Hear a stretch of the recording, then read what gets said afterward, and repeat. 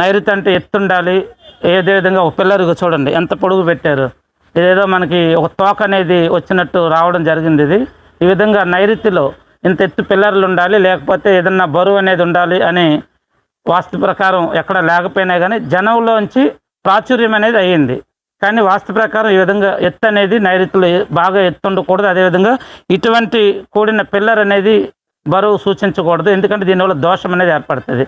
ఇంకా చూస్తే నైరుతిలో వాటర్ ట్యాంక్ కూడా పెట్టకూడదు, ఎందుకంటే వాళ్ళు బరువు పెట్టినాం అనుకుంటున్నారు, కానీ ఇందులో ఉండేది నీళ్లు కాబట్టి దానివల్ల కూడా యజమాని అనేవాడు ఈ కిందే పడుకుంటాడు కాబట్టి ఈ యొక్క దోషం అనేది యజమాని మీద పడుతూ ఉంటుంటుంది. కాబట్టి నైరుతి ఎప్పుడు కూడా వాటర్ ట్యాంకులు కూడా ఉండాలని ఎక్కడ శాస్త్రంలో మాత్రం లేదు. ఒకవేళ వాటర్ ట్యాంక్ పెట్టుకోవాలనుకుంటే కనుక